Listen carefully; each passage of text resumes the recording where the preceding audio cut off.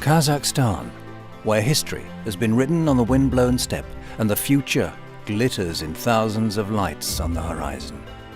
For Kazakhstan, the 9th largest country in the world, its past has surely informed the indomitable spirit it exhibits today.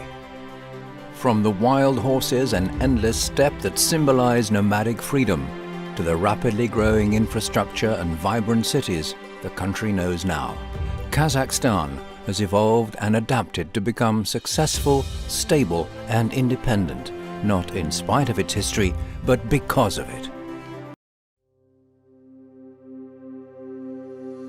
It wasn't too difficult. The only thing was that everything here is huge. Like, it's a massive city. All the buildings are huge, the streets are huge. It's definitely not like that where we go to uni in England. Yeah, so not in the university. Pretty much all of our conversations are in Russian.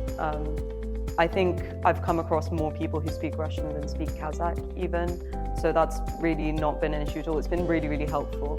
We expected, or let's say we wanted to practice as much as we could Russian. And here, contrary to our expectations, everyone speaks Russian, and most of the people will come to you and speak Russian. So if you want to practice your Russian, it's probably one of the best places to come to.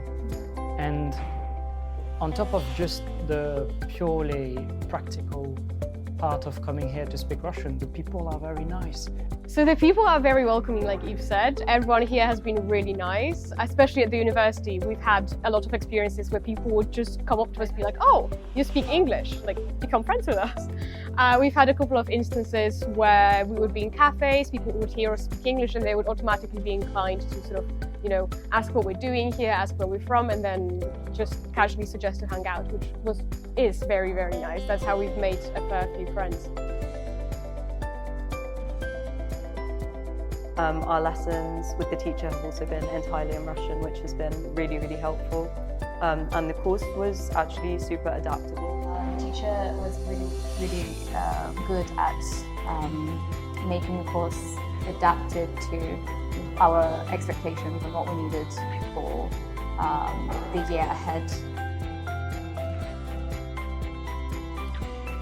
Keep an open mind and say yes to everything, because I know that at times it can feel quite isolating and lonely. And so really sort of try to be as outgoing, as, proactive as possible, so that you can get out of that comfort zone, because at the end of the day, it's worth it. Going out of the class, you have this environment that pushes you to also speak even more and get better every day.